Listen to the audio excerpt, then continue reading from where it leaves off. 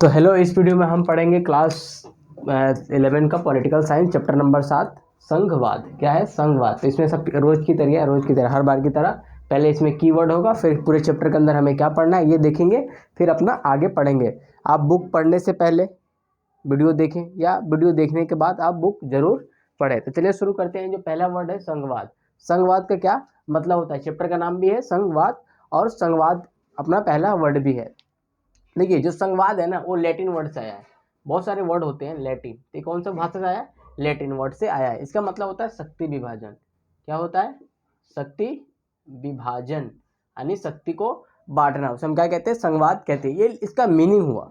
क्या हुआ? मीनिंग। जब आप परिभाषा लिखोगे तब शक्ति कैसे बढ़ती है संघवाद में, तो आप लिखोगे एक से अधिक स्तरों पर सरकार का होना क्या कहलाता है? संघवाद कहलाता है। यानी एक से अधिक स्तरों पे सरकार का होना संघवाद कहलाता है। जैसे भारत में एक जो सरकार है वो केंद्र स्तर पे, किस पे है?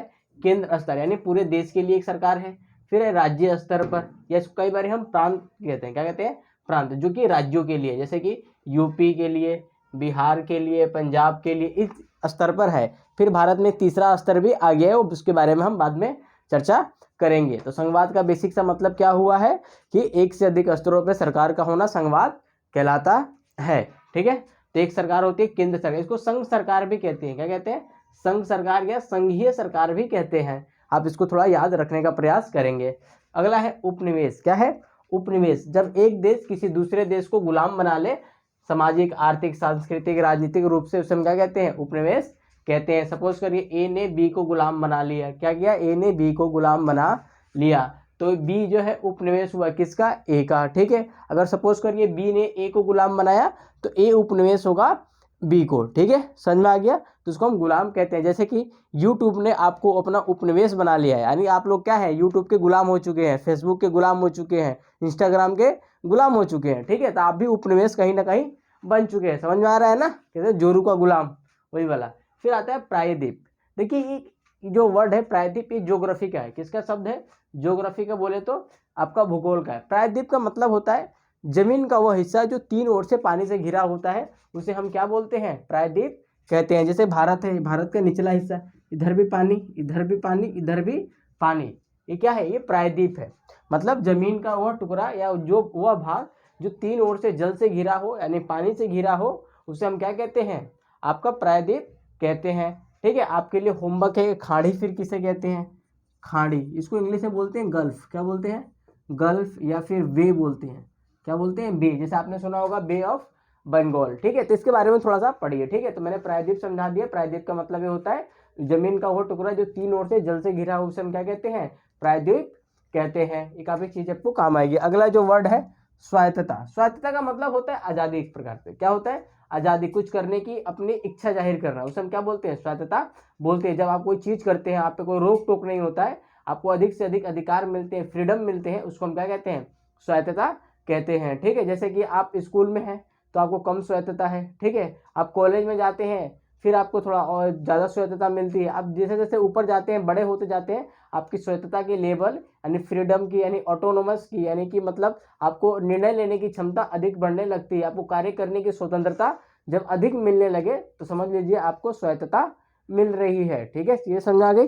फिर अगला होता है एकल नागरिकता वर्सेस दोहरी नागरिकता। देखिए, संघवाद के अंदर ही, जैसे अमेरिका का देश है ना, यूएसए, अमेरिका एक देश है। ठीक है, उसमें क्या है? दोहरी नागरिकता है। यानी जैसे मान लीजिए एक है अमेरिका, एक पूरा अमेरिका है। ये क्या है? पूरा अमेरिका। इसके अंदर छोटे छोटे राज्य हैं। ये सब क्या है? छोटे छोटे राज्य हैं। जैसे मान लीजिए ए है, बी है, सी है, डी है, इस प्रकार से राज्य बने हैं। तो आप एक बार अमेरिका के नागरिक होंगे, आप एक बार अमेरिका के नागरिक होंगे। दूसरी बार आप हो सकता है ए के नागरिक हो, बी के नागरिक हो, सी के नागरिक हो, या डी के नागरिक हो। जैसे कि अमेरिका के अंदर न्यू जर्सी एक राज्य का नाम है, तो आप पहले न्यू जर्सी के नागरिक होंगे, देन अमेरिका के नागरिक होंगे। लेकिन भारत में क्या है? एकल नागरिकता है, यानी आप पूरे भारत के अंदर एक नागरिक होंगे। भारत के नागरिक हैं, अपने राज्यों के आप निवासी हैं। जैसे कि यूपी के निवासी, बिहार का निवासी। आप देखना है, अगर आप बिहार, यूपी, उत्तर प्रदेश कहीं के भी हो तो वहाँ निवास प्रमाण पत्र बनता है, डोमिसाइल बनता है। क्या बनता है? डोमिसाइल बनता है। लेकिन आप नागरिक हैं, जो इंडियन सिटीजन है, आप वो केवल भारत के हैं। चीजें समझ में आ गई? एकल नागरिकता वर्सेस दोहरी नागरिकता, इसको एकहरी नागरिकता वर्सेस दोहरी नागरिकता भी कहते हैं। ठीक है, फिर आता है स्वतंत्र न्यायपालिका। स्वतंत्र न्यायपालिका जो मैंने पिछले चैप्टर में समझाया है न्यायपालिका में, इसमें क्या होता है, स्वतंत्र न्यायपालिका मतलब विधायिका और कार्यपालिका से न्यायपालिका को अलग होने को क्या कहते हैं, आपको स्वतंत्र न्यायपालिका कहते हैं। जैसे हमने बताया था, आपका एक विधायिका होती है, एक होती है कार्यपालिका, दूसरी होती है न्यायपालिका। ये और इससे स्वतंत्र होने की प्रक्रिया को क्या बोलते हैं आप लोग, स्वतंत्र न्यायपालिका बोलते हैं, ताकि इनका इसमें इंटरफेयर ना हो, हस्तक्षेप ना हो, उसे हम क्या बोलते हैं, स्वतंत्र न्यायपालिका बोलते हैं। चीजें समझ में आ रही है? ठीक है, अगला आता है गृह युद्ध। क्या है, अगर स्वतंत्र न्यायपालिका क्या है और आपको और जानकारी चाहिए तो आर्टिकल 50 पढ़ना, भारतीय संविधान का आर्टिकल 50 पढ़ना, उसमें बढ़िया से लिखा हुआ है। ठीक है, फिर आता है गृह युद्ध। गृह युद्ध का मतलब होता है जब अपने ही नागरिक सरकार के विरुद्ध हथियार उठा ले, जब अपने ही नागरिक सरकार के विरुद्ध जब हथियार उठा लेते हैं, उनको हम क्या कहते हैं, गृह युद्ध कहते हैं। भारत के अंदर गृह युद्ध अभी तक तो नहीं हुआ, जैसे श्रीलंका में गृह युद्ध हुआ है। कहाँ पर हुआ है, श्रीलंका में। ठीक है, आपका इराक में होता रहता है। ठीक है, और बहुत सारे देशों में गृह युद्ध, जैसे अमेरिका के अंदर गृह युद्ध हुआ था। ठीक है, 1761 के आसपास है, 1761, हाँ 1761 या 1861 के, 1861 में, हाँ 1861 में अमेरिका के अंदर गृह युद्ध हुआ है। ठीक है, ये आप थोड़ा सा पढ़ सकते हैं। ठीक है, तो गृह युद्ध क्या हुआ, समझ में आ गया आपको, जब आप अपने ही सरकार के खिलाफ हथियार उठा लें, उसको हम गृह युद्ध के नाम दे देते हैं। फिर आता है राष्ट्रीय आंदोलन या फिर स्वतंत्रता संघर्ष। देखिए क्या होता है, जितने भी देश रहे हैं दुनिया में, खास तौर से अफ्रीका और एशिया के देश, ये क्या थे, उपनिवेश थे। क्या थे, उपनिवेश थे। मैंने जो बोला एशिया और अफ्रीका, एशिया और अफ्रीका क्या है, महाद्वीप है, और महाद्वीप के अंदर बहुत सारे देश होते हैं। तो यूरोप वालों ने, यानी यूरोप भी एक महाद्वीप है, जिसमें कि ब्रिटेन आता है, आपका फ्रांस आता है, जर्मनी आता है, हॉलैंड आता है, बेल्जियम आता है, पुर्तगाल आता है, ठीक है, स्कॉटलैंड आता है। इन्होंने क्या किया कि पूरी दुनिया वालों को अपना उपनिवेश बनाया। इवन आपको किसके लिए उपनिवेश बनाया, तो अमेरिका को भी इन्होंने गुलाम बनाया, और अमेरिका आज दूसरे को गुलाम बना रहा है। ठीक है, दूसरे भाषा में इन्होंने क्या किया, अफ्रीका और एशिया के जो देश हैं इनको गुलाम बनाना शुरू कर दिया। ठीक है, अब क्या है कि आप गुलाम थोड़ी रहोगे जिंदगी भर, आपको भी चाहिए आज़ादी, हम लेकर रहेंगे, आज़ादी वाली बातचीत बनी। इसी आज़ादी को लेने के लिए जो आंदोलन किया गया भारत के अंदर या पूरी दुनिया के अंदर, किससे, उपनिवेश से आज़ादी लेने को हमने क्या बोला, राष्ट्रीय आंदोलन। यानी भारत के अंदर, स्पेशली हम भारत की बात करें तो 1947 से पहले देश आज़ादी के लिए, यानी देश को आज़ाद कराने के लिए चलाए गए सभी आंदोलन को हम क्या बोलते हैं, राष्ट्रीय आंदोलन बोलते हैं। जैसे महात्मा गांधी का नाम बहुत फेमस है, जैसे उन्होंने असहयोग आंदोलन चलाया, भारत छोड़ो आंदोलन चलाया, सविनय अवज्ञा आंदोलन चलाया। ठीक है, ये सब क्या है, आपका राष्ट्रीय आंदोलन है। राष्ट्रीय आंदोलन केवल गांधी ने नहीं चलाया, बहुत सुभाष चंद्र बोस ने भी चलाया, इसमें आपका नेहरू जी ने भी चलाया। ठीक है, अलग अलग लोगों ने अलग अलग प्रकार से, वीर सावरकर ने भी चलाया। ठीक है, अलग अलग लोगों ने अलग अलग प्रकार से आपको क्या बोलते हैं, आज़ादी पाने का प्रयास किया। उसी प्रयास को क्या बोलते हैं हम लोग, राष्ट्रीय आंदोलन। ठीक है, अब हम देखेंगे, जिसमें बुक में जब पढ़ोगे तो राष्ट्रीय आंदोलन के दौरान तय हो गया था कि जब हम आज़ाद हो जाएंगे तो क्या करेंगे, हम आज़ाद हो जाएंगे तो क्या करेंगे। ठीक है, फिर आता है अपरिहार्य। अपरिहार्य का मतलब होता है इसके बिना नहीं चल सकता, इसके बिना नहीं चल सकता। जैसे आप लोग पेपर में होता है ना, अनिवार्य क्वेश्चन है, क्या है, अनिवार्य का मतलब आपको करना ही करना है, तो अपरिहार्य का मतलब होता है करना ही करना है। फिर आता है संवैधानिक प्रावधान। संवैधानिक प्रावधान का मतलब होता है वे नियम या कानून जो संविधान के हिसाब से हो, उसे हम संवैधानिक प्रावधान कहते हैं। जैसे कि धर्म के हिसाब से हो तो उसको धार्मिक प्रावधान कहेंगे। ठीक है, वैसे जो संविधान के हिसाब से है उसे हम संवैधानिक प्रावधान कहते हैं, कि संविधान में ऐसा लिखा हुआ है। जैसे गीता में, जैसे कुरान में लिखा हो तो बोलते हैं ना, कुरान में ऐसा लिखा हुआ है, यानी धार्मिक प्रावधान है। ठीक है, समझ में आ गया। फिर आता है मार्शल लॉ या सैनिक शासन। ठीक है, मार्शल लॉ या सैनिक शासन वह शासन व्यवस्था होता है जिसमें सेना के द्वारा शासन किया जाता है। ठीक है, जो मार्शल लॉ है उस समय लगाया जाता है जब देश के अंदर गड़बड़ियाँ आ जाती है। ठीक है, इसमें ये होता है कि किसी भी व्यक्ति को जो नियम प्रक्रिया होता है उसको फॉलो किए बिना, यानी रूल ऑफ लॉ होता है, रूल ऑफ लॉ, यानी कि कानून के जो नियम होते हैं उसको फॉलो किए बिना आपको उठा के सीधे जेल में डाल देते हैं, उसको हम मार्शल लॉ कहते हैं या सिर्फ सैनिक शासन कहते हैं। ये समझ में आ गए। फिर हाँ, एक दो वर्ड और है, वामपंथी। वामपंथी जो लोग होते हैं ये क्या होते हैं कि आपको समानता की बात करते हैं, कहते हैं समाज में समानता है, ठीक है, गरीबी खत्म हो जाए, अमीर और गरीब बिल्कुल बराबर हो जाए, उन्हें हम क्या कहते हैं, वामपंथी लोग कहते हैं। फिर आता है वर्चस्व। वर्चस्व का मतलब होता है दबदबा। क्या होता है? दबदबा। जैसे कि आपके क्लास में कई सारे बच्चों का वर्चस्व होगा, हो सकता है पैसे के आधार पर हो सकता है पावर हो, कोई बॉडी बिल्डर हो, उससे बंदे डरते हो, ज्ञानी व्यक्ति हो। वर्चस्व किसी भी प्रकार से हो सकता है, दबदबा किसी भी प्रकार से हो सकता है, शक्ति कैसे भी आ सकती है, वो पैसा हो, आपका पावर हो, बॉडी बिल्डर बंदा हो, ठीक है, ज्ञानी हो, तो उसकी बात से डर लगता है, भाई ज्ञानी बंदा ऐसे तो है ना। जैसे वो ओवैसी के अंदर पावर नहीं, लेकिन बंदे के पास नॉलेज तो है, ठीक है। किसी अंबानी टाइप के पास, उसके पास कुछ भी पावर नहीं, लेकिन उसके पास क्या है, पैसा है, ठीक है। ये सब चीजें क्या है, धार्मिक पावर हो सकती है ना, ये सब क्या है, दबदबा। वर्चस्व का मतलब सैनिक पावर हो सकती है, ठीक है, अमेरिका के पास इतनी बड़ी सेना है, वर्चस्व है सैनिक। सांस्कृतिक वर्चस्व है, ठीक है, आपका जो भाषा है, संस्कृति आपको लोग फॉलो कर रहे हैं, तो आपका सांस्कृतिक वर्चस्व हो सकता है, ठीक है। ये सब ऑफलाइन क्लासेस में इसके बारे में ना बहुत सारी दुनियादारी की चीज़ें समझा दी जाती है, लेकिन क्या है कि ऑनलाइन क्लास में आपको भी पढ़ने का मन नहीं करता, ठीक है, और हमें 20 मिनट में वीडियो कंप्लीट करना होता है, तो काफ़ी समस्या होता है, ठीक है। तो आप ट्राई करिए अपने लेवल पे इसके और सारे एग्जाम्पल्स ढूंढने के, अपने जो आप इसको अपने भाषा में सोचेंगे तो काफ़ी आसान होगा पेपर में लिखते समय। अब आता है इंट्रोडक्शन है, पूरे चैप्टर के अंदर हमें क्या पढ़ना है। तो संघवाद क्या है, तो संघवाद मैंने समझा दिया था, एक से अधिक स्तरों पर सरकार का होना संघवाद कहलाता है, ठीक है। अब क्वेश्चन ये आता है इसमें तुम्हें चलो बाद में समझाऊंगा, जब पहला दूसरा पार्ट बनाऊंगा ना उसमें। फिर आता है भारतीय संविधान में संघवाद। तो भारतीय संविधान में संघवाद को लिख दिया गया है, क्या है, लिख दिया मैंने, शक्तियों का विभाजन कर दिया हुआ, लिखित है। यानी कोई पूछे कि जो राज्य है या केंद्र है, इन्हें शक्ति कहाँ से मिलती है, तो आपको संविधान के माध्यम से मिलती है।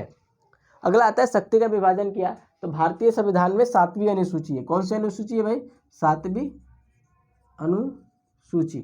इसमें 3 लिस्ट दिए गए, कितने लिस्ट है भाई, 3। एक है संघ सूची, क्या है, संघ सूची। दूसरा नाम है इसी का केंद्र सूची बोलते हैं, ठीक है। अब इसकी दूसरी सूची है आपकी राज्य सूची, ठीक है, और तीसरा है समवर्ती, ठीक है। जो चौथा है, हालांकि 3 सूचियों में नहीं है, चौथा है अवशिष्ट, क्या है, अवशिष्ट शक्तियां, ठीक है। संघ सूची में वो सारे विषय हैं जिसमें केवल केंद्र सरकार या संघ, मतलब कि आपकी संसद कानून बना सकती है, जैसे कि विदेश का अंतर्राष्ट्रीय संबंध हो गए, ठीक है, युद्ध हो गए, शांति हो गया, ठीक है।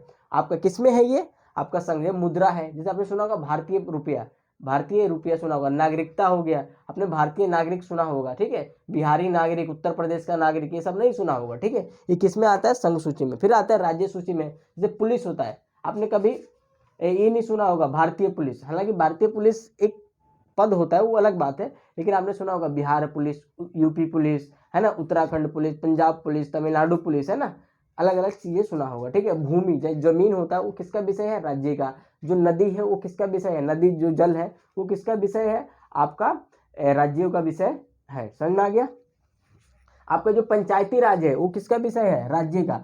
और समवर्ती सूची जो है, इसमें दोनों विषय आते हैं, मतलब केंद्र, इसमें ऐसे इसमें वो सारे विषय आते हैं जो जिसमें केंद्र भी कानून बना सकता है, यानी संघ यानी संसद भी कानून बना सकता है, और राज्य में कानून कौन बनाता है, उसका नाम है विधानमंडल, क्या है, विधानमंडल, ठीक है। इसको प्यार से बोलते हैं विधानसभा। विधानसभा, अपने अपने विधानसभा में कितने सीटें हैं ये आप कमेंट में कर सकते हैं, ठीक है, समझ आ गया। फिर आता है अवशिष्ट शक्तियां, यानी वे सारे जो कानून जिसमें बनाना है तीनों को, ठीक है, वो चीजें नहीं है तो उसको किस में डाल देते हैं, अवशिष्ट शक्तियों में डाल देते हैं। और इस पर केवल एक ही बंदा कानून बना सकता है, वो है अपना संसद, यानी संघ सूची में आता है आर्टिकल 248। आप इसको आर्टिकल 248 को क्या करेंगे, गूगल करेंगे, ठीक है, चीजें समझ में आ गई। फिर आता है शक्ति का विभाजन, मैंने बता दिया, 3 लिस्ट बने हुए हैं और सबके अपने अपने काम दिए हुए हैं, सारे कहाँ पे है, संविधान में लिखे हुए हैं। अगर नहीं लिखा रहेगा थोड़ा सा गड़बड़ा जाएगा, ठीक है। सशक्त केंद्र सरकार और संघवाद। देखिए भारतीय जो संघ है ना, तो इसमें संघवाद शब्द है ही नहीं है। भारतीय संविधान में हम संघवाद चिल्ला चिल्ला के पढ़ा रहे हैं, लेकिन हमने हिंदी में संघ वर्ड यूज किया है, इसको इंग्लिश में फेडरलिज्म बोलते हैं। क्या बोलते हैं, फेडरलिज्म बोलते हैं, ठीक है। लेकिन ये वर्ड हमने यूज नहीं किया, इसके लिए हमने यूज किया यूनियन। क्या किया है, यूनियन वर्ड यूज किया है। ये समझ में आ गई है। तो सशक्त केंद्र सरकार और संघवाद है ना, तो एक पावरफुल भारत के अंदर केंद्र सरकार है। अब क्यों पावरफुल है, ताकि देश की एकता अखंडता बनी रहे, सुरक्षा उसका पूरा रहे, ठीक है, जल्दी से विकास हो सके, ठीक है। इसीलिए आपका सशक्त केंद्र यानी मजबूत केंद्र है, ठीक है। अगर जो राज्य है उनका नाम कौन बदल सकता है, तो आपका केंद्र बदल सकता है। राज्यों के पास इतना पावर नहीं है कि अपना नाम बदल सकते, ठीक है। जैसे मान लीजिए फॉर एग्जाम्पल के लिए एक राज्य का नाम लेते हैं, कौन सा लें, उत्तर प्रदेश, ठीक है। उत्तर प्रदेश सब जानते हैं, उत्तर प्रदेश, ठीक है। उत्तर प्रदेश का सीएम कौन, योगी।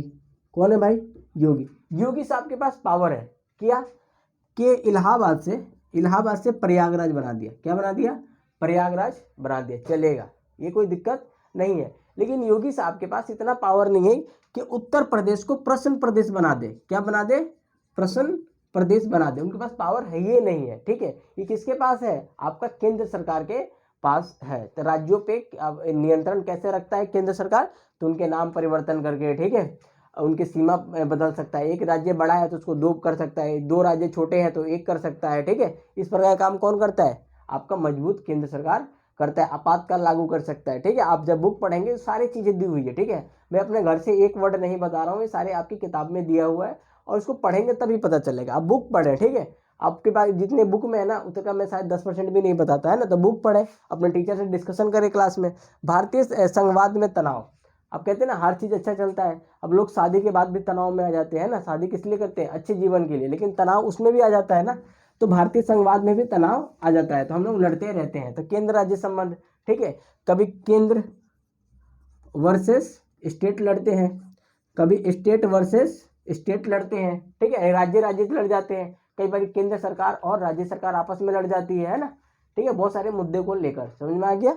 फिर आता है केंद्र राज्य संबंध, मैंने बता दिया, कभी अच्छे रहते हैं तो कभी बुरे रहते हैं। ये डिपेंड करता है कि उसमें माहौल क्या है देश का। जैसे मान लीजिए केंद्र में अभी किसकी सरकार है, तो भाई बीजेपी की। किसकी सरकार, बीजेपी की सरकार है, ठीक है। और गुजरात में भी किसकी सरकार है, बीजेपी की सरकार है। तो इनमें कोई कॉन्फ्लिक्ट ही नहीं होगा, कोई टकराव ही नहीं होगा। टकराव कहाँ होता है, जैसे मान लो केंद्र में किसकी सरकार, बीजेपी की, लेकिन जो वेस्ट बंगाल है, यानी कि आपका वेस्ट बंगाल है, यानी पश्चिम, क्या बोलते हैं वेस्ट को, पश्चिम बंगाल है, वहां पर भी बीजेपी का नहीं है। वहां पे कौन है, टीएमसी की है, टीएमसी यानी तृणमूल कांग्रेस की है। तब वहां पे दिक्कत क्रिएट होना शुरू हो जाता है, समझ में आ गया। क्योंकि दोनों में सरकारें एक तरह के नहीं है, एक सोच वाली नहीं है। समस्या तभी होता है ना, आपकी दोस्ती तभी तक चलती है जब आपके दोनों के विचार मिलते हैं। लड़ाई कब होती है, जब आपके विचार नहीं मिलते हैं, ठीक है। ये समझ में आ गए। फिर आता है स्वायत्तता की मांग। तो बहुत सारे राज्य हैं वो कहते हैं कि हमें और आज़ादी चाहिए, हमें और फ्रीडम चाहिए, ठीक है।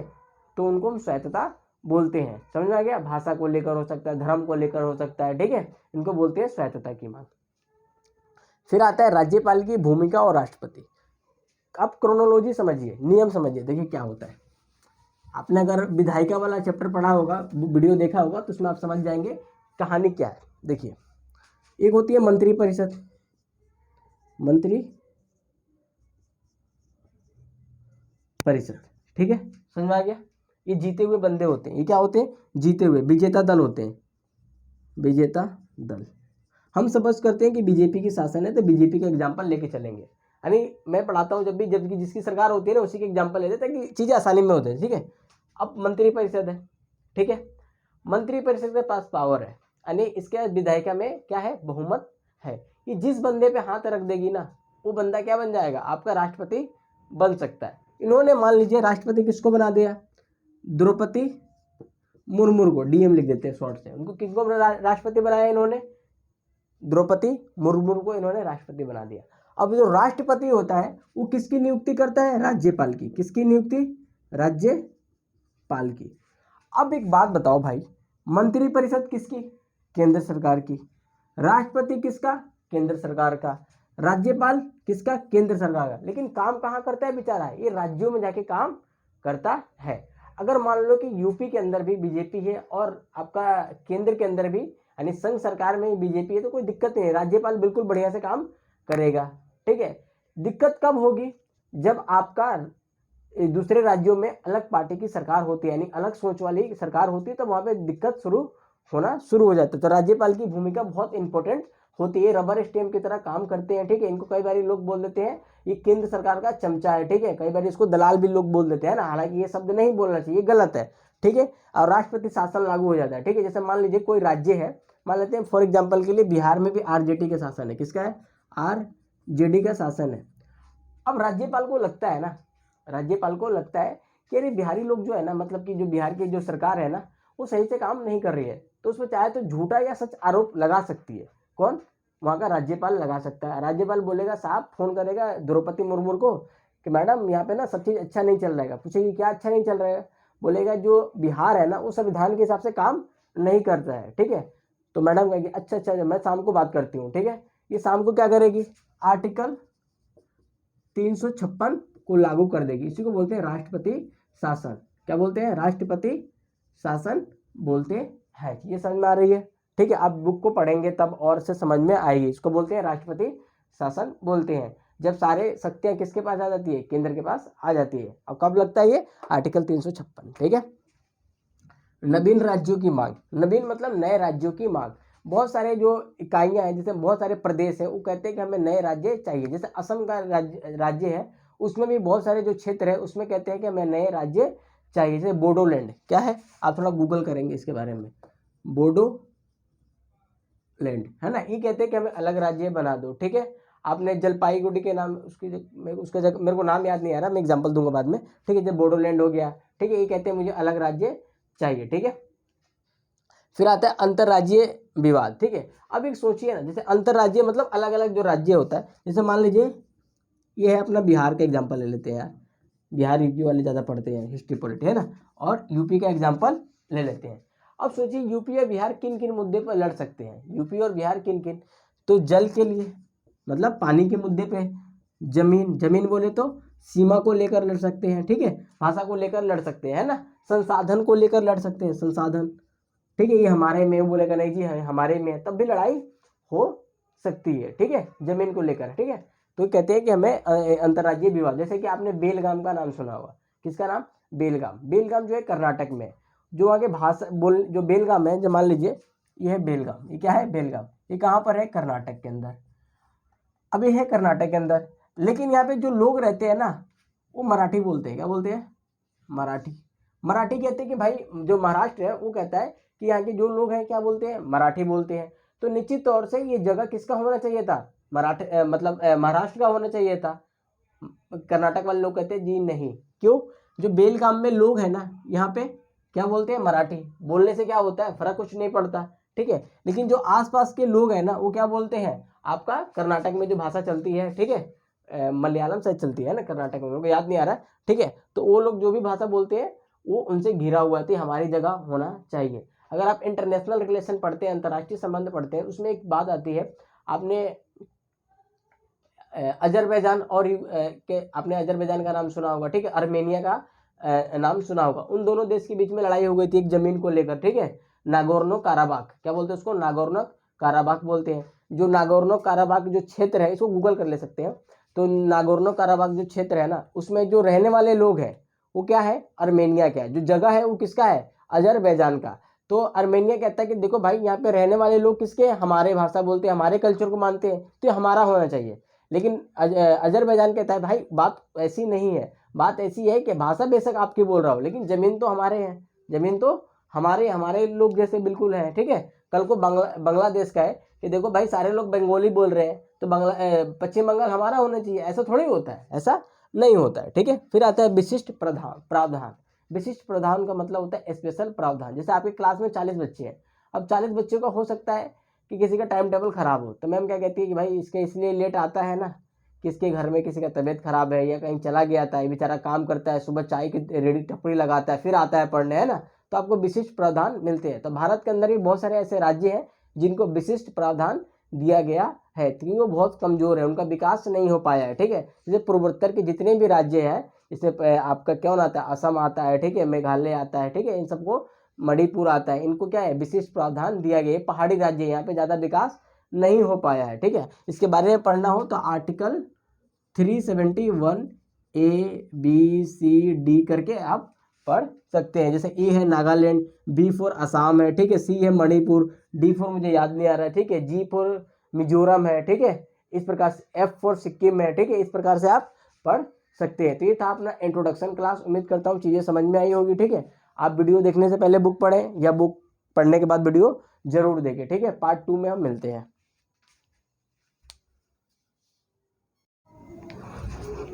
तो ये अपना पार्ट 2 है संघवाद का, चैप्टर नंबर 7 पॉलिटिक्स। ठीक है, ये पार्ट 2 है। क्या है? पार्ट 2 है। तो इसमें क्या पढ़ना है हमें? संघवाद क्या है। तो संघवाद मैंने पहले बता दिया था, एक से अधिक स्तरों पे सरकार का होना संघवाद कहलाता है। ठीक है, इसमें भारत में 3 स्तर पे है, मिनिमम 2 होना चाहिए, लेकिन भारत एक कदम आगे रहता है। हम दुनिया से हमेशा एक कदम आगे रहते हैं, इसीलिए भारत में 3 स्तर पे सरकार है। कौन कौन से? केंद्र स्तर पे, ठीक है, दूसरा है राज्य, फिर है पंचायती राज व्यवस्था, जिसको हम लोकल सरकार कहते हैं, पंचायती सरकार कहते हैं। तो संघवाद क्या है समझा दिया। ठीक है, सोवियत संघ में ना एक तरह का संघ था जिसका विघटन हो गया। जिसका विघटन हो गया कब? 1991 में। समाजवाद के विचारधारा पे ये निर्मित था, बना हुआ था। ठीक है, ये 1917 में बना। कब बना? 1917 में। जब क्लास 12th में जाओगे ना, पॉलिटी का चैप्टर पहला, दूसरा और तीसरा इसी पे मिलेगा। जो पॉलिटी का जो बुक है, समकालीन विश्व में राजनीति, पहला, दूसरा, तीसरा इसी आपको संघवाद सोवियत संघ पे मिलेगा। तब उसके बारे में आप पढ़ेंगे। हालांकि वीडियो बना रखा है, अगर देखना है, एक कदम आगे रहना तो देख सकते हो। ठीक है, तो भारत के बाद संघवाद कैसा है? देखिए, भारत में जो संघवाद आया ना 1950 में आया। कब आया? 1950 में आया, जब संविधान हमारा लिख गया तब। लेकिन संघवाद की जो विशेषता है ना, ये बहुत पहले आ चुकी थी। लेकिन मॉडर्न दुनिया के अंदर जो हमारी जो दुनिया चल रही है, उसमें जो ग्रेट, क्या बोले इसको, ग्रेट दादा है जो है अमेरिका, ये अमेरिका के अंदर संघवाद सबसे पहले आया था। क्योंकि पूरी दुनिया के अंदर जो लिखित संविधान है, लिखित संविधान वो किसका है? आपका अमेरिका का है। तो आप सबसे पहले आपका संघवाद कहाँ पर आया? तो अमेरिका के अंदर आया। ठीक है, तो संघवाद में क्या होता है? तो मैंने पहले बताया था, एक से अधिक स्तरों पर सरकार का होना संघवाद कहलाता है। इसको लिखते भी रहिए। दोहरी पहचान होती है इसमें। क्या होती है? दोहरी पहचान। अब समझाता हूँ कैसे। हालांकि दोहरी नागरिकता अलग चीज है, दोहरी पहचान अलग है। जैसे कि हम लोग पहले क्या है? भारतीय है। क्या है? भारतीय है। उसके बाद क्या है? कोई बिहारी हो सकता है। मतलब ये गलत सेंस में नहीं है, मतलब मैं खुद बिहार से हूँ, तो बिहारी का मतलब जो बिहार में रहने वाले लोग हैं। ठीक है, समझ में आ गया? या फिर वो उत्तर प्रदेश का हो सकता है आप। ठीक है, पंजाब के हैं तो पंजाबी बोल देते हैं।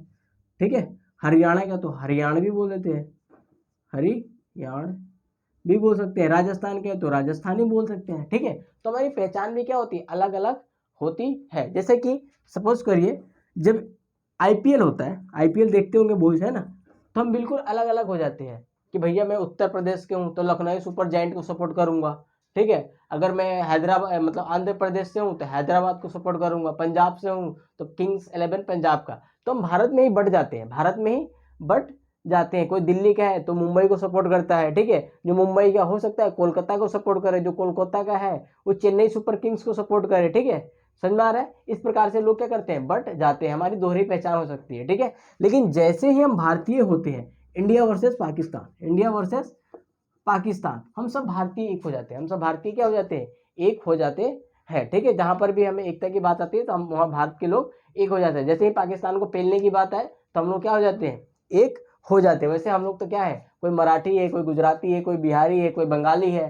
ठीक है, लेकिन जैसे ही पाकिस्तान को या किसी को ठोकने की बात आती है, हम वहां पे भारतीय हो जाते हैं। चीजें समझ में आ गई? ठीक है, तो हमारी दोहरी पहचान हो सकती है, तिहरी पहचान भी हो सकते हैं। ठीक है, चौथी पहचान भी हो सकता है। पहचान को आइडेंटिफिकेशन कहते हैं। अभी तक इंसान ने ना तय नहीं कर पाया वो इंसान है कि वो मतलब भारतवासी है या पृथ्वीवासी है, वो समझ ही नहीं पाया। ठीक है, तो हालांकि संविधान, यहाँ पे हमें दोहरी चीजों के बारे में पढ़ना है। जब आप कॉलेज में जाओगे तो इस पे पूरा आपको पहचान पे, अस्मिता बोलते हैं इसको, क्या बोलते हैं? अस्मिता बोलते हैं। पूरा बुक पढ़ने को मिलेगा। ठीक है, संघवाद की दूसरी फीचर है कि यहाँ पे लिखित संविधान होना चाहिए। लिखित संविधान क्यों जरूरी है? ताकि किसके पास कितनी शक्तियां हैं वो संविधान में पहले से ही लिख दी गई है। जैसे जितने भी धर्म है, जो धर्म होते हैं उनकी धार्मिक किताब होती है। कौन क्या कर सकता है, कौन क्या नहीं कर सकता, वो कहाँ लिख देते हैं? आपकी धार्मिक किताब में। वैसे ही हमारे संविधान में लिख दिया जाता है। इन संघवाद के अंदर संविधान बहुत जरूरी है। अगर उस देश में संघवाद है तो वहाँ पे संविधान का होना, लिखित संविधान का होना बहुत जरूरी है। जैसे आपका यूके बोले तो ब्रिटेन, ब्रिटेन के अंदर लोकतंत्र है, सब चीज़ है, स्वतंत्र न्यायपालिका भी है, सब चीज़ है, लेकिन वहाँ पे लिखित संविधान नहीं है, इसलिए वहाँ पर संघवाद नहीं है। तो पूछता है किस देश के अंदर संघवाद नहीं है? अगर पेपर में आता है तो आप ब्रिटेन कहोगे। तो क्यों नहीं है वहाँ पर संघवाद? कि सर वहाँ पे लिखित संविधान नहीं है। स्वतंत्र न्यायपालिका मैंने समझा दिया था, विधायिका और कार्यपालिका से बिल्कुल मुक्त होना, उसे हम स्वतंत्र न्यायपालिका कहते हैं। आर्टिकल कौन सा बताया था? 50 बताया था, इसको पढ़ना और समझ लिया बहुत है, ठीक है। भारतीय संविधान में संघवाद, यानी भारतीय जो संविधान है वो लिखित संविधान है, और हमने लिख दिया है किसका क्या कर्तव्य होगा, कार्य होगा, ठीक है। कौन क्या कर सकता है, कौन क्या नहीं कर सकता है, किसके पास कितनी पावर होगी, वो कहाँ पे लिखा हुआ है, संविधान में लिखा हुआ है, ठीक है। इसमें अनुसूची 7 है। पूछता है अनुसूची 7 का संबंध किससे है, तो उसमें संघवाद लिख देगा, न्यायपालिका देगा, बहुत सारी चीज, चुनाव दे देगा, फलाना ढिमकाना, ठीक है। तो आप किस पे टिक करेंगे, संघवाद पे आप टिक करेंगे, समझ में आ गया। फिर आता है शक्ति विभाजन, शक्तियों को बांट देना, शक्तियों को बांट देना, और संघवाद यही कहता है शक्ति विभाजन। ये कौन से भाषा से आया है, तो लैटिन भाषा से आया हुआ, इसका मतलब ही होता है शक्तियों को बांटना। तो किस में बांटते हैं, संघीय सरकार वर्सेस राज्य सरकारें, ठीक है। संघीय सरकारें वे सरकारें होती है जो पूरे देश को रिप्रेजेंट करती है, जैसे कि भारत के अंदर अभी बीजेपी है, वो किसको रिप्रेजेंट करती है, पूरे भारत को करती है, यानी संसद है वो किसको रिप्रेजेंट करता है, पूरे भारत को करता है। और जो राज्य में है, विधानमंडल है या विधानसभा है, वो अपने अपने राज्य का, जैसे यूपी का अलग है, बिहार का अलग है, पंजाब का अलग है, राजस्थान का अलग है, गोवा का अलग है, सिक्किम का अलग है, छत्तीसगढ़ का अलग है, छत्तीसगढ़िया सबसे बढ़िया है ना। और हमारी पहचान भी अलग होती है, एक बिहारी 100 पे भारी, छत्तीसगढ़िया सबसे बढ़िया, ठीक है। तो हमारी अलग अलग पहचान भी हो जाती है ना, दोहरी पहचान। लेकिन जब हम भारतीय कहते हैं तो भारतीय नागरिक ही होते हैं उस समय, ठीक है। हालांकि हमें भारतीय पहला होना चाहिए, उसके बाद हमें हिंदू मुस्लिम, ठीक है, बिहारी उत्तर प्रदेश वाले फलाना ढिमकाना बाद में होना चाहिए, ठीक है। समझ में आ गया। तो संघ सरकार और केंद्र सरकार समझ में आ गई, यहाँ पे शक्तियों का बंटवारा है। लेकिन भारतीय संविधान के अंदर सन 1993 के अंदर, ठीक है, एक संविधान संशोधन किया गया, 73वां और 74वां, आपका चैप्टर का जो नेक्स्ट पार्ट है इसी पर है, 73वां और 74वां एंड 74। इसमें क्या है, स्थानीय शासन, क्या आया, स्थानीय शासन, यानी इसको हम पंचायत लोकल गवर्नमेंट कहते हैं, क्या कहते हैं, लोकल गवर्नमेंट आया, ठीक है। विवादों की स्थिति में, यानी संघ सरकार और आपका राज्य सरकार किसी मुद्दे को लेकर लड़ जाए, यानी केंद्र अपनी बात कहे और राज्य सरकार अपनी बात कहे, तो बीच में आता है न्यायपालिका। न्यायपालिका क्यों, वहाँ पे स्वतंत्र होता है, ना तो ये केंद्र की सुनता है, ना तो आपका राज्य का सुनता है। किसका सुनता है, तो संविधान का सुनता है, और संविधान के हिसाब से ये न्याय करता है, कौन सही है कौन गलत है। तो न्यायपालिका इसमें बहुत इंपॉर्टेंट रोल प्ले करती है। तो संविधान के अंदर 3 सूचियां है, कितनी सूचियां है, 3 सूची। पहला है संघ सूची, इसको केंद्र सूची कहते हैं, क्या कहते हैं, केंद्र सूची। जैसे भारत के अंदर ना जो सेंट्रल गवर्नमेंट है ना, संविधान के अंदर ना सेंट्रल गवर्नमेंट नहीं लिखा हुआ है, उसकी जगह हमने लिखा है यूनियन गवर्नमेंट। क्या लिखा है, यूनियन गवर्नमेंट लिखा है। अभी एक केस हुआ था, बहुत इंटरेस्टिंग केस है, अगर आप पेपर वीडियो देखते हैं, पता नहीं कौन से वीडियो देखते हैं, अगर आप अच्छी वीडियो देखते हैं तो उसमें तमिलनाडु सरकार ने कंप्लेन किया कि आप केंद्र सरकार ना कहे, हमें यूनियन गवर्नमेंट कहे, क्या कहे, यूनियन गवर्नमेंट करके लिखते थे, बोला है ना कि आप हर जगह केंद्र सरकार कहना गलत है, क्योंकि सेंट्रल गवर्नमेंट कहीं नहीं लिखा हुआ है, ठीक है। भारत के संविधान में वो क्या लिखा है, यूनियन गवर्नमेंट लिखा हुआ है। सही समझ में आ गई। तो संघ सूची में क्या है, संघ सूची में वो सारे विषय आते हैं, इंपॉर्टेंस लिस्ट में विषय आते हैं जिस पर केवल संसद कानून बना सकती है, जैसे कि सुरक्षा, जैसे आर्मी हो गया, जैसे आपने एयरफोर्स है, ठीक है, तो आपने सुना होगा इंडियन एयरफोर्स, इंडियन नेवी सुना होगा, इंडियन आर्मी सुना होगा, कभी नहीं सुना होगा बिहार आर्मी, नहीं सुना होगा, रेजिमेंट अलग चीज़ होते हैं, ठीक है। लेकिन आपने आर्मी सुना होगा तो Indian army, Indian air force, Indian navy सुना होगा, ठीक है। परमाणु सुरक्षा, परमाणु सुरक्षा बहुत इंपॉर्टेंट है। परमाणु एक प्रकार का बम होता है, बम और बिजली दोनों है, बम और बिजली दोनों है, किसके नियंत्रण में है, तो संघ सूची में है। जैसे मान लीजिए कि पाकिस्तान रोज रोज रोज लड़ता रहता है, ठीक है, हम पाकिस्तान का इसलिए एग्जांपल लेते हैं कि उसको हमने बहुत सारी पीट रखा है। चाइना का इसलिए नहीं लेते, चाइना हमसे पावरफुल है, और हमेशा ऐसे ही होता है, जो आपसे जो पावरफुल होता है ना, उसको पीटने की बात नहीं करते, उससे दोस्ती की बात करते हैं, ठीक है। जो आपका कमजोर होता है उसको हम पीटने की बात करते हैं। तो हम इसीलिए सारे टीचर जो भी होता है वो पाकिस्तान का लेता है, पाकिस्तान को इसीलिए बनाया ताकि हम लोग मजे ले सकें, ठीक है, चीज़ समझ में आ गया। तो परमाणु जो था, मान लीजिए उत्तर प्रदेश योगी के पास हो जाता परमाणु बम, वो कल को किस पे मार देता, आपका पाकिस्तान पे मार देता। इसीलिए समझदार लोगों के पास होना चाहिए। तो ये किस पे है, संघ सूची में है, चीज़ समझ में आ गई। फिर आता है विदेशी मामले, किस देश से हमारा कैसा संबंध रहेगा, ये संसद तय करती है, ना कि आपका राज्य। फिर आता है युद्ध, किसी देश से युद्ध करेगा नहीं करे, कहाँ पर है ये आपका आपका संघ सूची में। फिर आता है बैंकिंग, ठीक है, जैसे कि आरबीआई का नाम सुना होगा, रिजर्व बैंक ऑफ इंडिया, किसका है, भारत सरकार का है, मतलब केंद्र सरकार इस पर कानून बना सकती है। मुद्रा, आपने भारतीय रुपया सुना होगा, ठीक है, आपने ये नहीं सुना होगा बिहारी मुद्रा, मतलब बिहार मुद्रा, उत्तर प्रदेश का मुद्रा, पंजाबी मुद्रा नहीं सुना होगा, क्यों, जो मुद्रा है वो अलग अलग। जैसे मान लीजिए अगर मुद्रा राज्य का विषय होता तो हो सकता है यूपी में किसका फोटो होता, किसी ए बंदे का फोटो होता, बिहार में किसी और बंदे का, बी बंदे का फोटो होता, अलग अलग होता। लेकिन भारत में एक प्रकार का मुद्रा है, इसीलिए सब पे गांधी जी मिलते हैं। क्या मिलते हैं? गांधी जी। समझ में आ गया। फिर आता है रेलवे। आपने हमेशा सुना होगा भारतीय रेल, ना कि बिहार रेल। नहीं सुना होगा, बिहार रेल कभी नहीं सुना होगा, उत्तर प्रदेश रेल कभी नहीं सुना होगा। इसीलिए आप जब ट्रेन में सफर करते हैं तो भारतीय रेल आपकी सफल सुफल मंगलमय यात्रा की कामना करती है, क्योंकि यह भारतीय रेल है। ठीक है, इस प्रकार से बहुत सारे विषय, 100 सब्जेक्ट है इसके अंदर अभी। ठीक है, फिर राज्य सूची में क्या आता है? कृषि आता है। क्या आता है? कृषि, एग्रीकल्चर आता है, पुलिस आता है, जेल आता है, स्थानीय शासन आता है, भूमि आता है, शराब, इसको आप भी बोलते हैं। क्या बोलते हैं? आबकारी नीति। क्या बोलते हैं? आबकारी नीति मतलब शराब। जैसे कि मान लीजिए पूरे बिहार के अंदर अभी शराब बंद है।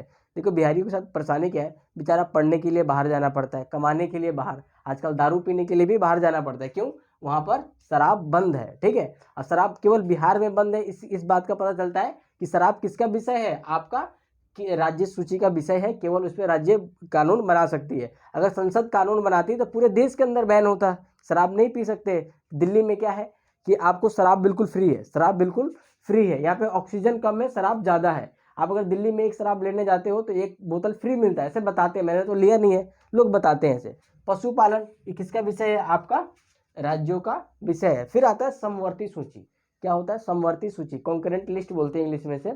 इसमें क्या होता है, वे जो कानून होता है ना, इसमें दोनों बनाते हैं, राज्य अपने स्तर पे बनाता है और जो संघ सूची है यानी संसद है वो अपने लेवल पे कानून बनाते हैं। लेकिन मान लीजिए दोनों में टकराव हो जाती है तो किसकी बात मानी जाती है? आपकी संघ सरकार की बात मानी जाती है। जैसे कि शिक्षा को लेकर कानून बनता रहता है। ठीक है, फॉरेस्ट को लेकर कानून बनता रहता है, मजदूर संघ को लेकर कानून बनता रहता है, जो मजदूर वर्कर होते हैं इनको लेकर कानून बनते रहते हैं। इसमें तीसरा जो होता है अवशिष्ट शक्ति होता है। क्या होता है? अवशिष्ट। ठीक है, इसका मतलब होता है जो तीनों लिस्ट में कहीं पर भी नाम नहीं आया वो किस में आ जाएगा? अल्टीमेट अवशिष्ट शक्ति में आ जाएगा। और अवशिष्ट शक्ति का मतलब है वो संघ सूची का विषय हो जाएगा। आर्टिकल 248। ठीक है, अब ये 248 बार बार मैं कह रहा हूँ, इसको याद कर लीजिए, बहुत इंपॉर्टेंट है। जैसे बताया था ना, वर्चस्व का मतलब होता है दबदबा। ठीक है, लेकिन आप जैसे बोलोगे कि अवशिष्ट शक्तियां होता है आर्टिकल 248, टीचर से कहेगा पीछे से कौन बोला है रे। ठीक है, समझ में आ रहा है ना? तो एक्स्ट्रा मार्क्स भी मिलते हैं और एक्स्ट्रा थोड़ा इज्जत भी मिल जाती है। इसीलिए चीज़ों को याद करिए। आर्टिकल को जैसे ही मेंशन करोगे आपको जहाँ 1 नंबर मिलते हैं, मतलब 3 में से मतलब 1.5 नंबर मिलते हैं, वहाँ 2.5 नंबर मिलेगी, ये मेरी गारंटी है। आर्टिकल लिखा होना चाहिए। ठीक है, समझ में आ गया? समझ में आ गया? फिर देखते हैं आगे क्या है।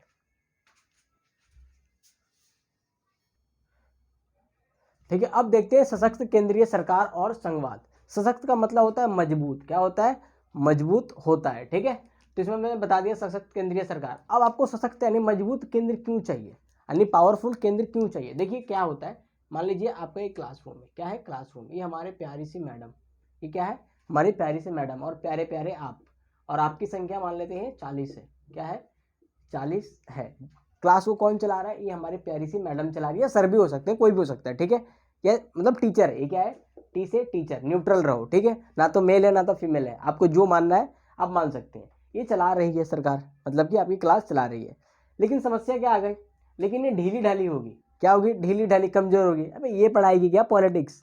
मैं तो खुद पढ़ा दूँ, है ना, बड़ा समझाने आ जाती है। लेकिन जैसे स्ट्रिक्ट टीचर आता है, अब भाई खड़ा हो जा, तो सारे बच्चे डर जाते हैं, है ना। यानी इसके अंदर आपको क्या होती है? एकता रहती है क्लास के अंदर, सारे यूनिफॉर्म में आते हो, डरे रहते हो, कुछ फालतू के इधर उधर नहीं करते हो। इसीलिए किसी भी एकता रहती है, अखंडता रहती है। कोई ऐसा नहीं कि पीछे जाके बैठ गए, क्लास आगे चल रही है, जैसे मान लो कि आगे की बेंच खाली है और आप जाके कहो पीछे बैठ के, हम तो भाई पीछे बैठेंगे, मास्टर ना जूते जूते मारेगा। अगर वो मजबूत है और ना ढीले पुले होगा, ठीक है भाई बैठ जाए, क्या कर सकते हैं ना। तो आपके स्कूल में ऐसे टीचर जरूर होंगे, एक ढीले होते हैं एक स्ट्रॉन्ग वाले होते हैं, जो मार के सुधाई कर देते हैं। हमारे स्कूल में एक टीचर थे, पॉलिटिकल साइंस पढ़ाते थे। जब वो पढ़ाते थे ना, बिल्कुल सशक्त केंद्र थे। ठीक है, वहाँ पे बिल्कुल सारे बच्चे चुपचाप हो जाते थे। एक ढीले सर थे, ठीक है, नाम नहीं बता सकता उस सर का। ठीक है, चीज़ समझ में आ गई। तो देश में विविधता होता है। क्या होता है? विविधता धर्म के नाम पर है, भाषा के नाम पर है। ठीक है, तो इसी को बैलेंस करने के लिए आपको मजबूत क्लास चाहिए। ठीक है, जैसे मान लीजिए आपके अंदर 40 बच्चे हैं, उसमें से 30 आपके हिंदू हैं। क्या है? 30 हिंदू है। अब बोले कि नहीं जी ये तो हिंदू मतलब क्लास बननी चाहिए, या भगवान श्री राम की फोटो लगने चाहिए, सुबह सुबह जय श्री राम के नारे लगने चाहिए, तो क्या होगा? ये गलत है। ये क्या है? गलत हो जाएगा। ठीक है, जब आपका विविधता है अब अच्छी बात है, लेकिन विविधता का आप फायदा उठाओगे फिर सरकार पिटाई कर देती है। क्या करती है सरकार?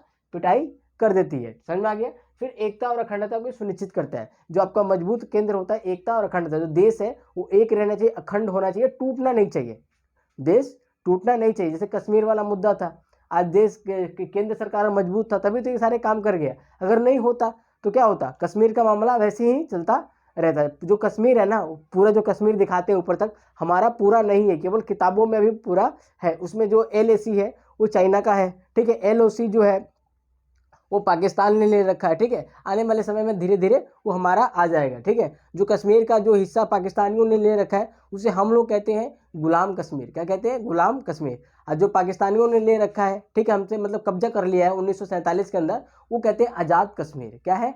आज़ाद कश्मीर कहते हैं। हम लोग उसको POK कहते हैं। क्या होते हैं? POK, पाक ऑक्युपाइड कश्मीर कहते हैं। इससे विकास जल्दी होता है। अगर आपका मजबूत जो सशक्त केंद्र होगा तो विकास जल्दी होता है। जैसे कि आज जैसे स्ट्रिक्ट टीचर आता है तो आप लोग पढ़ना शुरू कर देते हैं ना, भाई बहुत मारता है पकड़ के, है ना। तो इसीलिए जब आपका मजबूत केंद्र रहता है तो विकास बहुत जल्दी आता है, कोई गड़बड़ी नहीं हो पाती, ठीक है। तो कोई पूछे सशक्त केंद्र क्यों चाहिए, तो विविधता के लिए, एकता और अखंडता के लिए, विकास के लिए। फिर आता है राज्यों पर केंद्र का नियंत्रण है। जो राज्य है ना, यूपी बिहार, जो 28 राज्य है भारत में, कितने 28 राज्य है, सॉरी भारत में कितने राज्य हैं, तो 28।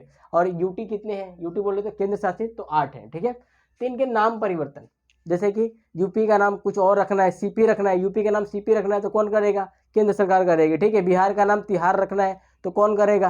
अपनी मतलब संसद करेगी, ठीक है। फिर आता है सीमा परिवर्तन, इनकी सीमा चेंज कर सकता है, यानी बाउंड्री चेंज कर सकता है, नाम बदल सकता है, 2 राज्यों को मिलाकर एक राज्य बना सकता है, एक राज्य को काट के 3-4 कर सकता है, ठीक है। कौन? केंद्र सरकार, यानी सशक्त केंद्र कर सकता है। तो इस प्रकार से नियंत्रण रखता है, ठीक है। उसके बाद आपातकाल लागू कर सकता है। आपातकाल का मतलब ये होता है कि अगर जो राज्य हैं यूपी बिहार हरियाणा पंजाब छत्तीसगढ़ है ना, वो संविधान के हिसाब से काम नहीं करती है तो राष्ट्रपति वहां पे राष्ट्रपति शासन लागू कर देता है। इसी को बोलते हैं हम आपातकाल बोलते हैं। आर्टिकल 356 में दिया हुआ है। राज्यपाल की नियुक्ति कौन करता है? आपका राष्ट्रपति करता है, ठीक है।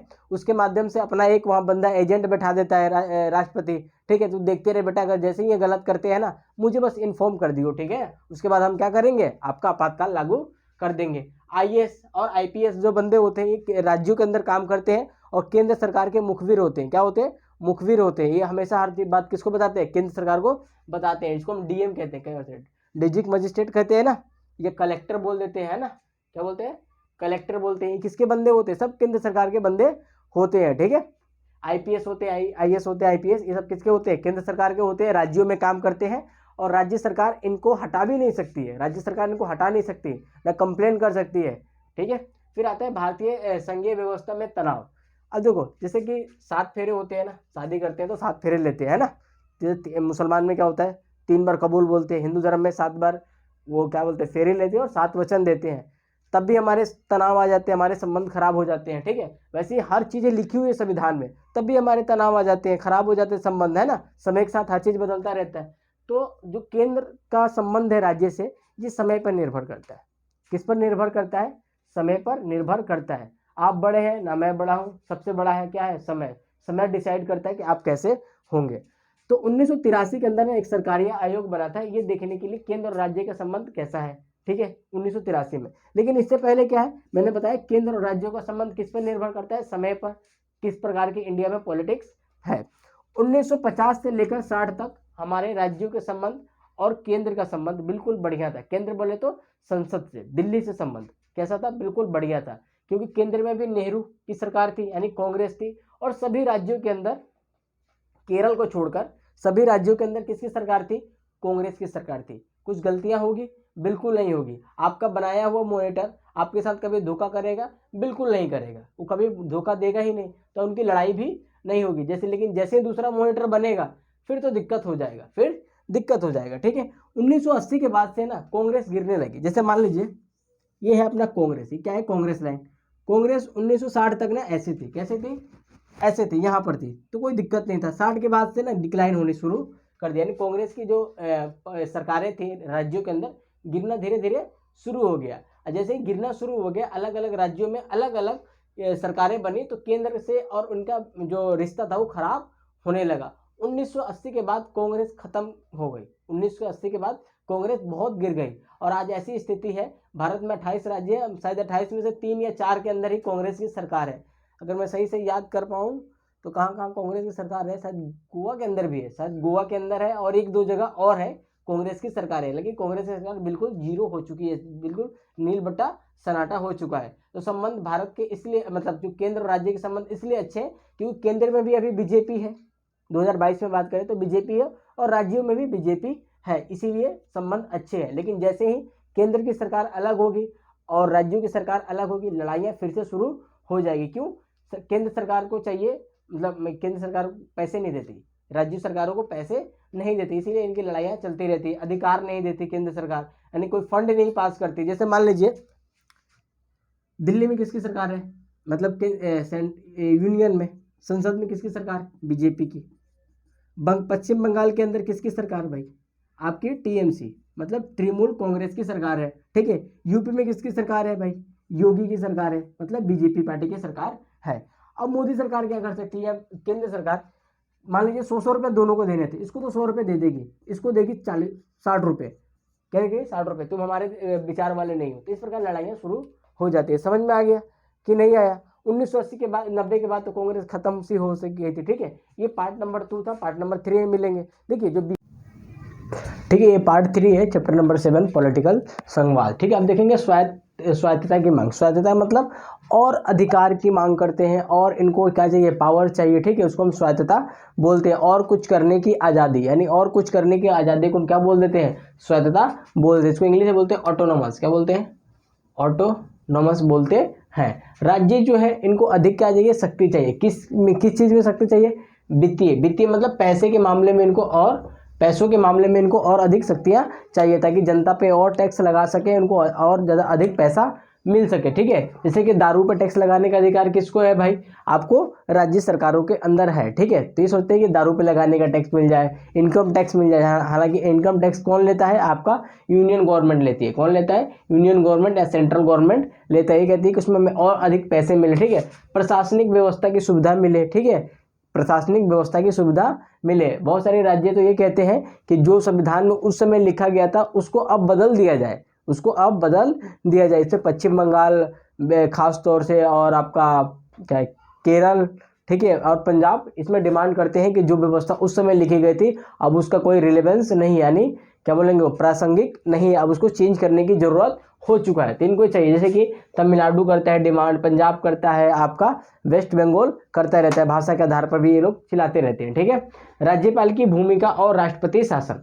राज्यपाल की भूमिका मतलब राज्यपाल की नियुक्ति कौन करता है, राज्यपाल करता है। और जो नियुक्ति जो होता है ना, ये 5 साल के लिए नहीं होता, जब तक राष्ट्रपति का मन करे तब तक नियुक्ति कर सकता है।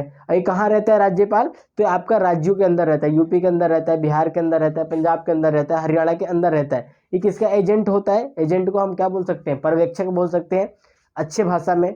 जो आप गंदी भाषा होती है उसमें इसको दलाल बोल सकते हो, क्या बोल सकते हो, दलाल, ठीक है। ये गलत भाषा है, ये क्या है, गलत भाषा है, इसमें हमें ये प्रयोग नहीं करना चाहिए, लेकिन बहुत सारे लोग कह देते हैं, ठीक है। ये क्या करते हैं, राष्ट्रपति शासन लागू करवा सकते हैं। राष्ट्रपति शासन का मतलब होता है जो केंद्र, जो राज्य सरकारें अपने शासन कर रही थी, उत्तर प्रदेश, बिहार, हरियाणा, पंजाब, उसका शासन अब कौन करेगा, आपका राष्ट्रपति करेगा। किसके माध्यम से, संसद के माध्यम से करेगा। उसको हम राष्ट्रपति शासन करते हैं, कहते हैं। आर्टिकल 356 में ये दिया हुआ है। ये कब लागू होता है, जब राज्य सरकारें संविधान के हिसाब से कार्य नहीं करती है तो, ठीक है। तो राज्यपाल के ये वाला वर्ड यूज बिल्कुल मत करना, ठीक है, ये गलत वर्ड है, ठीक है। तो केवल मैं बताने के लिए कह रहा था, समझ में आ गया। फिर आता है नवीन राज्यों की मांग। नवीन राज्य मतलब नए राज्यों की डिमांड, ठीक है। तो भारत के अंदर जो स्वतंत्रता आंदोलन हुआ, मैंने पहले बताया था स्वतंत्रता आंदोलन क्या होता है, आप वीडियो पहले देख लेना।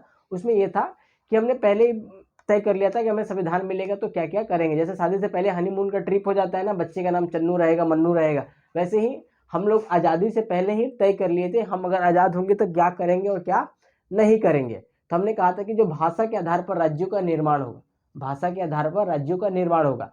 लेकिन जैसे ही ये बात हुई तो हमारे जो प्रधानमंत्री थे, जो श्री जवाहरलाल नेहरू, वो मुकर गए। उनको डर था कहीं भाषा के आधार पर राज्यों का निर्माण होगा तो हो सकता है देश टूट जाए, भारत तेरे टुकड़े टुकड़े ना हो जाए। इसीलिए उन्होंने कहा भाषा के आधार पर नहीं बनेगी। लेकिन एक बंदा था, उसका नाम वो था आंध्र प्रदेश का, ANP मतलब आंध्र प्रदेश, ठीक है। एक बंदा था, उसका नाम था पोट्टी श्री रामा रामालू, क्या नाम था बंदे का, पोट्टी रामालू। ये बंदा हड़ताल पे बैठ गया और 56 दिन के हड़ताल पे ये मर गया। ये 56 दिन के हड़ताल पे मर गया। ये कैसे था, मतलब एक किस टाइप का बंदा था, कहें तो अन्ना हजारे टाइप का बंदा था। इसने बोला कि हमें भाषा के आधार पर, आंध्र भाषा के आधार पर हमें आंध्र प्रदेश चाहिए। और ये बंदा 56 दिन संन्यास मतलब उपवास में बैठा और ये मर गया। जैसे ही मरा, आंदोलन बहुत तेज हुआ, बहुत सारे लोग मारे गए और सरकार को झुकना पड़ा। और सरकार ने पहला जो राज्य बना भारत के अंदर, वो आंध्र प्रदेश बना 1952 के अंदर। कब बना, सन 1952 के अंदर आंध्र प्रदेश राज्य बना। भारत सरकार ने कहा चलो ठीक है, बहुत सारे राज्य फिर डिमांड करने लगे कि भोजपुरी के नाम पर बिहारी बना दो, पंजाब के नाम पे पंजाबी बना दो, है ना, सॉरी पंजाबी भाषा के नाम पर पंजाब बना दो, राजस्थानी भाषा के नाम पे राजस्थान बना दो। इस प्रकार की डिमांड उठने लगी। भारत सरकार ने इसी को देखते हुए सन 1953 के अंदर राज्य पुनर्गठन आयोग लाया। राज्य पुनर्गठन मतलब हम राज्य बनाएंगे भाषा के आधार पर, हमें थोड़े चेक करने के टाइम दीजिए। इन्होंने ये बना दिया, ठीक है। 1956 के अंदर, ये हालांकि तुम्हारे बुक में नहीं है, अगर आप इसको लिख लेते हो तो बहुत काम का चीज है ना। ये कब काम में आएगा, क्लास 12th में काम आएगा, ठीक है। राज्य पुनर्गठन आयोग कब बना, आयोग बना 1953 के अंदर। और राज्य पुनर्गठन अधिनियम, अधिनियम को इंग्लिश में बोलते हैं एक्ट, है ना। यानी राज्य पुनर्गठन एक्ट कब बना, 1956 के अंदर बना। और उसमें भारत में राज्य बने। जब राज्य बने भारत में, शुरू में 14 राज्य थे। कितने राज्य थे, 14 राज्य थे। अब उसमें से जो राज्य थे ना, 1960 के अंदर गुजरात और महाराष्ट्र बने। गुजरात और महाराष्ट्र बने भाषा के आधार पर, यानी गुजराती के नाम पर गुजरात और मराठी के नाम पर महाराष्ट्र, ठीक है। आंध्र प्रदेश मैंने बताया 1952 में बन गया था, पोट्टी रामालू बेचारे मर गए थे, ठीक है। पंजाब और हरियाणा 1956 में बनते हैं, ठीक है। वैसे ही आपका झारखंड हो गया, उत्तराखंड हो गया और छत्तीसगढ़ हो गया, ये सन 2000 में बनते हैं। कब बनते हैं, सन 2000 के अंदर बनते हैं। और बहुत सारे जो लोग हैं वो नए नए राज्यों का डिमांड करते रहते हैं। जैसे मैंने बताया बोडोलैंड, ये कहते हैं कि हमें राज्यों को मिलाकर हमें एक नया राज्य बना दो, बोडोलैंड, ठीक है। वैसे ही पूर्वांचल, पूर्वांचल मतलब यूपी की जो पूर्वी हिस्सा है ना, उसको पूर्वांचल बोला जाता है। वो कहते हैं कि हमें इसमें एक नया राज्य डिमांड कर रहे हैं वो लोग, कि हमें नया राज्य मिलना चाहिए और बनना चाहिए। तो ये डिमांड कर सकते हो, भारत एक लोकतांत्रिक देश है और अपने मांगे मंगवा सकते हो। फिर आता है अंतर्राज्यीय विवाद। अंतर्राज्यीय विवाद का मतलब होता है राज्य आपस में लड़ जाते हैं। जैसे यूपी बिहार लड़ जाते हैं, पंजाब और हरियाणा लड़ जाते हैं, ठीक है। पंजाब और हरियाणा इसलिए लड़ जाते हैं कि दोनों का कैपिटल सेम है। जैसे कि उनका कैपिटल है चंडीगढ़, वो कहते हैं चंडीगढ़ मेरा है, वो कहता है पंजाबी में पता नहीं क्या बोलते हैं ना, चंडीगढ़ मेरा है, वो कहता है नहीं जी मेरा भाई, है ना। तो आपस में लड़ते रहते हैं। फिर आता है सीमा को और नदी को लेकर। सीमा विवाद मतलब ये चीज़ मेरे गाँव मतलब हमारे हरियाणा में, वो कहता है नहीं जी हमारा तो पंजाब में ही ये चीज़, है ना। हम यूपी वाले बोलते हैं ये हमारे में है, बिहार वाले बोलते हैं जी हमारे में है। तो लड़ाइयाँ रहती होती रहती है नदी को लेकर। अब नदी ये थोड़ी देखती है कि मैं यूपी से जा रही हूँ, हरियाणा से जा रही हूँ, नदी अपने मार्ग को यानी अपने रास्ते को फॉलो करते हुए जाती है। तो नदी को लेकर हम लोग लड़ लेते हैं, ठीक है, राज्य राज्य लड़ लेते हैं। इसमें कौन इंपॉर्टेंट रोल निभाता है, तो न्यायपालिका इंपॉर्टेंट रोल निभाती है। एग्जाम्पल के लिए बेलगांव, बेलगांव कहाँ है, कर्नाटक के अंदर। यहाँ के जो बेलगांव के जो लोग हैं ना, वो भाषा कौन बोलते हैं, मराठी। लेकिन किस राज्य में, कर्नाटक में। तो मराठी लोग कहते हैं कि लोग कौन से हैं, मराठी भाषा बोलते हैं, मराठी, इसीलिए इसे महाराष्ट्र में होना चाहिए। लेकिन जो कर्नाटक के लोग हैं वो कहते हैं नहीं जी आसपास के जो जिले हैं वो किसके हैं, कर्नाटक के, तो कर्नाटक में होना चाहिए। असम में है, ठीक है। असम एक ऐसा राज्य है जिससे जितने से सीमा साझा करता है ना, उन सबसे विवाद है बेचारे का, सबसे विवादित समस्या इसकी चलती रहती है, ठीक है। फिर चंडीगढ़ मैंने बता दिया, ठीक है। कावेरी नदी को तमिलनाडु और आपका आंध्र प्रदेश, तमिलनाडु और कौन है दूसरा राज्य, मेरे को याद ही नहीं आ रहा, ठीक है। तमिलनाडु और कर्नाटक, हाँ, तमिलनाडु और कर्नाटक आपस में लड़ते रहते हैं, ठीक है। नर्मदा नदी को लेकर के कौन लड़ता रहता है, आपका मध्य प्रदेश और आपका गुजरात, ये सब लड़ते रहते हैं, ठीक है। इसमें राजस्थान भी है। फिर आता है मुल्ला पेरियार बांध को लेकर लड़ते रहते हैं। मुल्ला पेरियार बांध जो है ना, ये कहाँ पर है, आपका केरल के अंदर है। इसका पानी कौन यूज करता है, तमिलनाडु यूज करता है। कौन यूज करता है, तमिलनाडु। अब तमिलनाडु कहता है कि बांध जो है बिल्कुल ओके है, केरल कहता है बिल्कुल गलत है ना। इनकी केस आपस में चलती रहती है, ठीक है। फिर आता है हमारे संविधान के अंदर विशिष्ट प्रावधान के स्पेशल प्रोविजन है। जैसे कि आपके स्कूल में बहुत सारे ऐसे बच्चे होंगे ना कि चल यार इसको छोड़ दे, मतलब पूरे स्कूल में आपको मान लो 100 रुपये फीस है, तो कुछ बच्चों से केवल 20 रुपये लिया जाता है। जैसे विकलांग बच्चे होते हैं, विकलांग तो वर्ड सही नहीं है, दिव्यांग, मोदी जी बोलते हैं ना दिव्यांग बच्चे, उनसे 20 लेते हैं, है ना। वैसे उनसे थोड़े कम लेते हैं। वैसे हमारे राज्य कुछ ऐसे हैं पहाड़ी राज्य जिनका विकास नहीं हुआ, जैसे पूर्वोत्तर भारत के जितने भी राज्य हैं उनका विकास नहीं हुआ है, तो उनसे थोड़ा सा हम लोग सहानुभूति रखते हैं, उनसे थोड़ा प्यार मोहब्बत से बातें करते हैं, तो उनको विशिष्ट प्रावधान दिया हुआ आर्टिकल 371 के अंदर। इसमें 11 राज्य आते हैं, ABCD, A for Nagaland, B for यहाँ पे असम में, C मणिपुर है ना, इस प्रकार की चीज़ें दी हुई है। ठीक है, हालांकि तुम्हारे बुक में आर्टिकल 370 और 35A भी है, हालांकि उसको हमें नहीं पढ़ाना है। नहीं पढ़ाने का कारण है कि वो मामला सोल्व आउट हो चुका है। तो ये चीज़ें थी। ठीक है, आपको उम्मीद करता हूँ समझ में आ गया। पार्ट 3 था ये। ठीक है, चैप्टर कंप्लीट हो गया। चैप्टर कंप्लीट हो गया, आप बुक को पढ़ें या वीडियो देखने से पहले बुक पढ़ें, या वीडियो देखने के पहले बुक पढ़ें, या देखने के बाद बुक पढ़ें। बुक पढ़ना अनिवार्य है। क्या पता मैंने चीज़ गलत पढ़ाई हो, तो उसमें आप फाइंड आउट कर सकते हैं कि भाई आपने ये चीज़ें गलत पढ़ाई है। ठीक है, समझ में आ गया। तो चलिए नेक्स्ट पार्ट में, मतलब नेक्स्ट पार्ट के चैप्टर में मिलेंगे किसी और नए में।